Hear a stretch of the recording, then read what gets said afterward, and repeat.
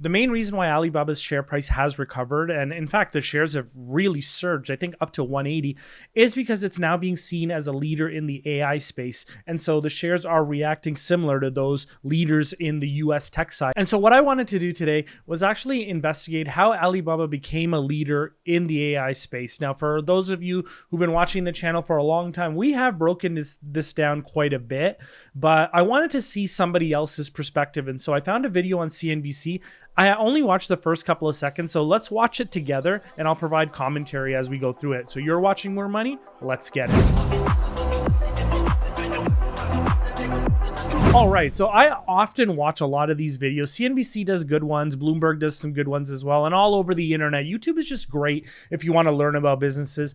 A long time ago, I actually watched a video on Dollar General and understood what made Dollar General such a strong organization. And I waited for the security to come down and inevitably ended up buying it. It's a, long-term hold that thing for 30 years type of investment because I recognize how strong they are in the US marketplace. So similar to that, I like to learn about all the businesses that I'm interested in, whether I own them or I don't. And so that's where the internet becomes really good at that. And so here's one of those videos that I was interested in looking at. And so I'll look at it with you guys. I'll also put the link in the description below just so that if you want to click on it and watch it yourself, you're more than welcome to.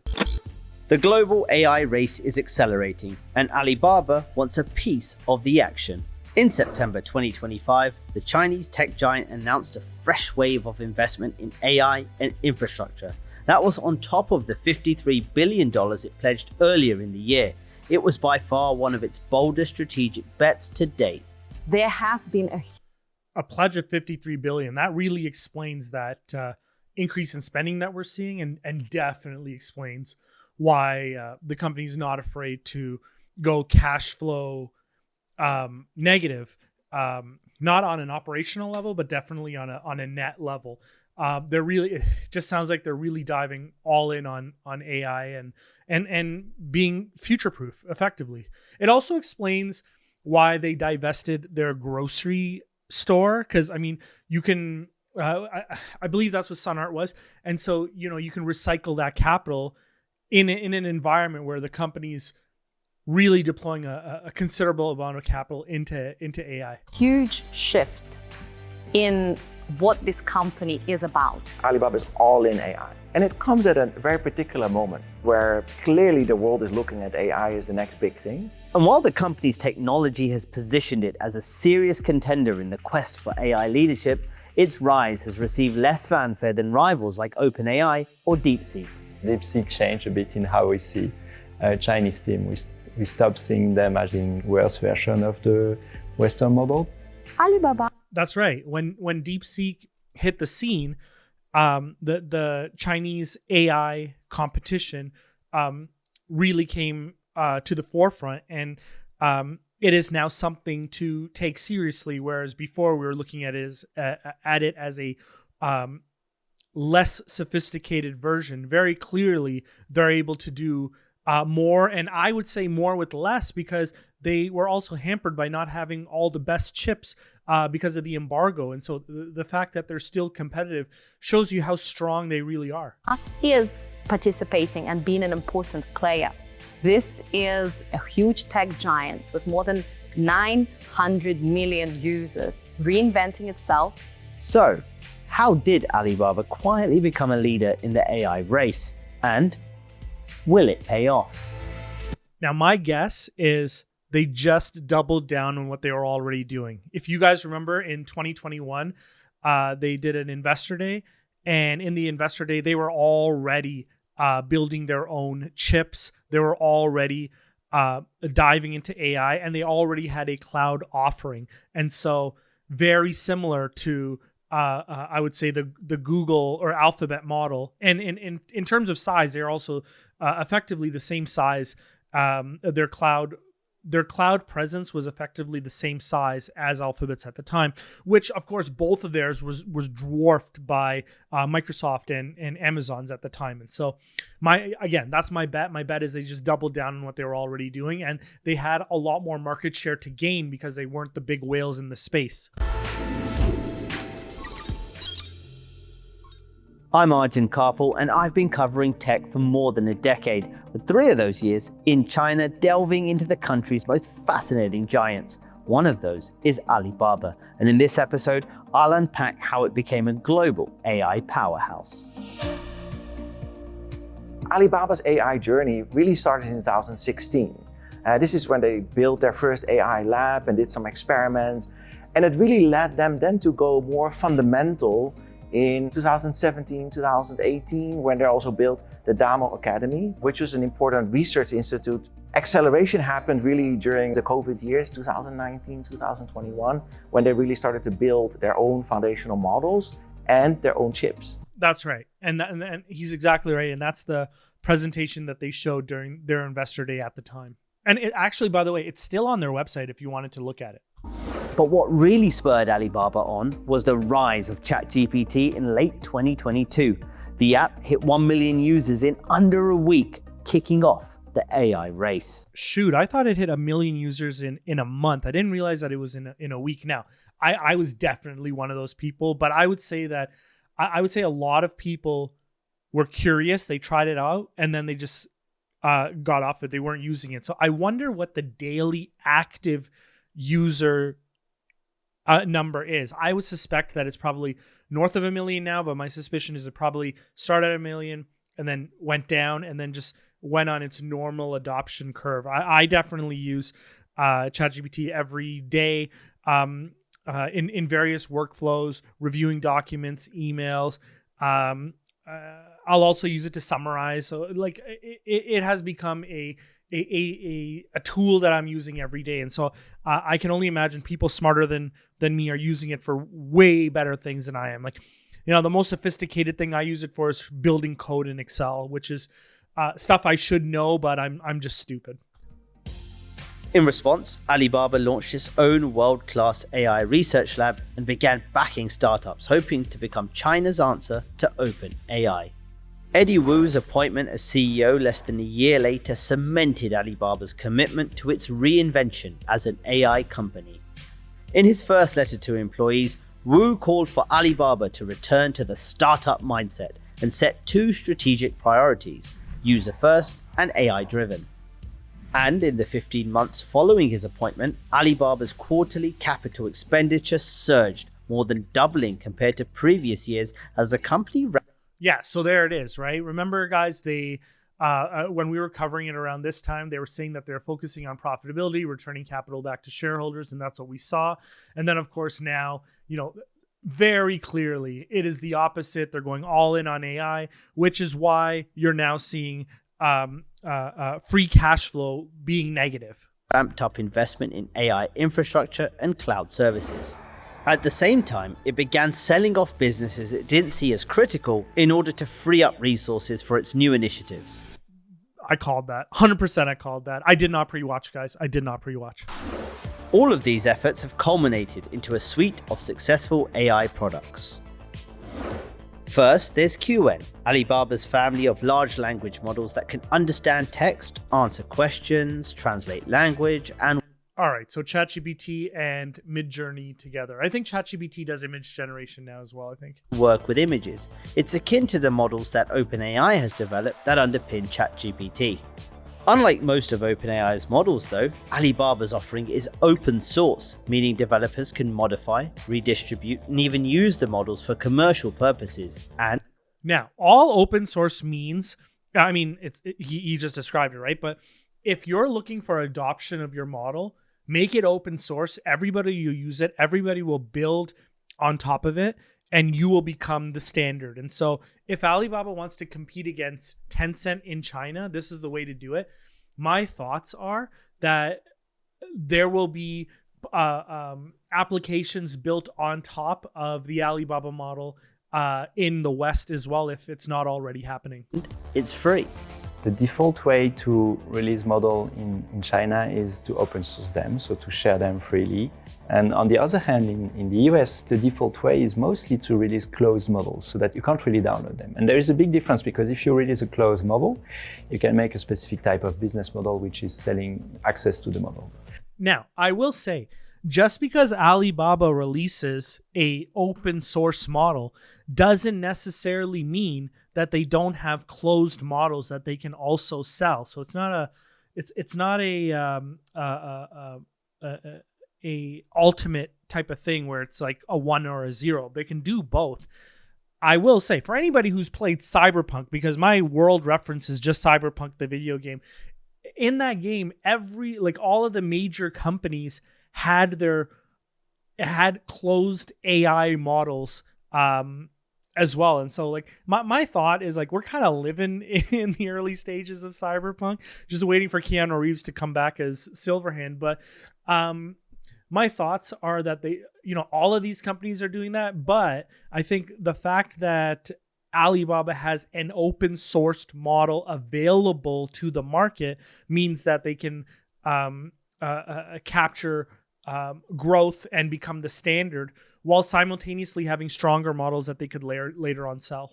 You cannot do that with open source. But on the other hand, when you release an open source model, you get a lot more adoption. There is a full ecosystem that grows around this type of models. China's latest AI breakthrough has leapfrogged the world. I think we should take the development out of China very, very seriously. Absolutely, 100%. Also, he's bald. Always listen to brown guys that are bald. Start of 2025, Chinese AI startup DeepSeek shocked the Western world with the release of its R1 model. They strategically timed it about 7-8 days before the Chinese New Year, which is China's largest holiday. It made big news. Alibaba team that was in charge of Qwen canceled the holiday, stayed in the office for 8 days, and by 28th of January, Alibaba came out with the Qwen 2.5, which was on par with the DeepSeek model. And in April 2025, Alibaba followed with Qwen 3, its most advanced model to date. Qwen also powers Alibaba's AI assistant app Quark, which has almost 150 million monthly active users. They have an AI toolbox. So Quark allows you to enter this AI toolbox for business use. So it is an operating system for life that is run on a smart AI algorithm. You are ultimately speaking with an intelligent genie who helps you get stuff done. Modelscope is like Alibaba's version of an AI app store for developers and researchers. It offers hundreds of pre-trained models that users can customize and build on, making it easier to plug AI into their businesses without starting from scratch. That's really cool, right? They allow you to skip much of the early development so you can kick off right into exactly what you're trying to do. And so I think that's pretty cool. They have 16 million developers on. There you go. So you want an open source model. You got 16 million developers developing applications on your open source. You'll own the whole market at this point. On that platform. And they build thousands and thousands of models on there. So they really believe in the open source approach because it allows them to expand fast throughout an ecosystem.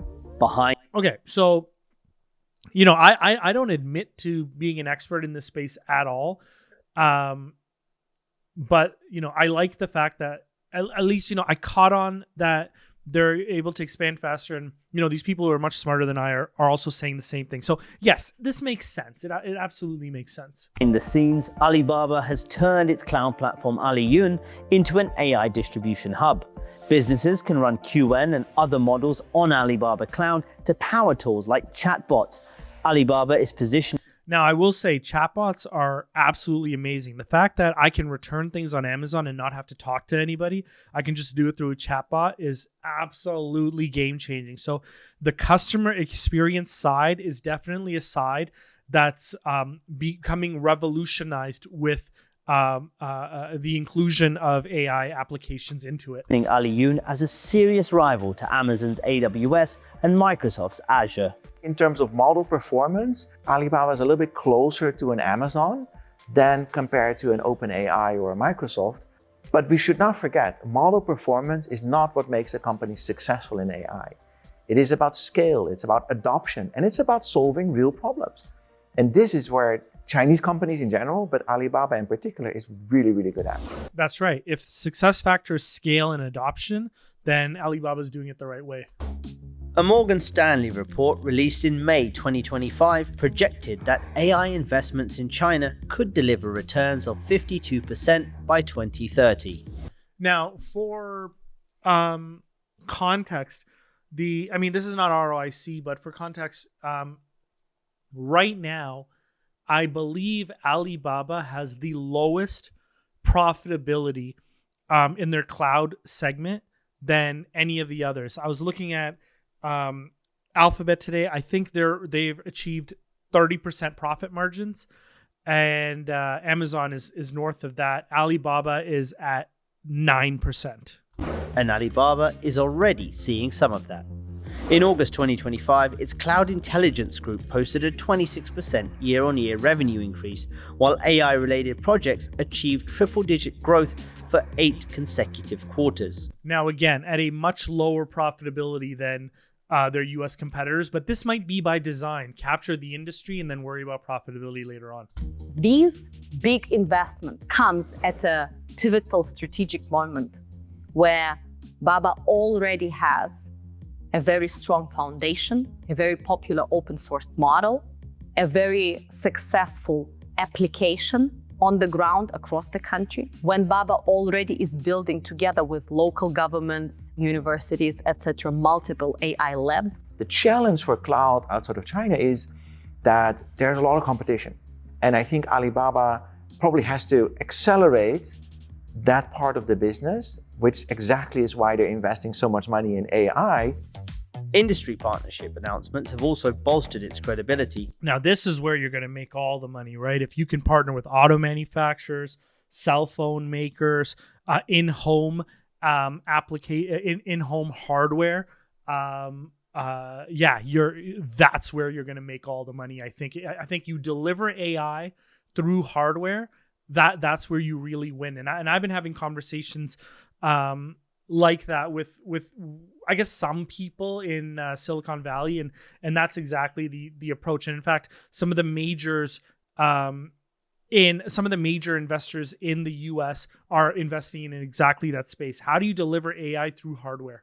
Including one with BMW to integrate Qwen LLMs into BMW's intelligent vehicles launching in 2020. I will say that screen that you see there, that was actually, Detroit doesn't get many inventions right, or they don't lead in technology in many areas, but that screen first you saw on the Lincolns, and so it's cool that everyone's adopting that screen now. I saw the Kia's doing it now, and so BMW is following suit as well. I absolutely love it. The next car I'll buy will definitely have that screen. 26.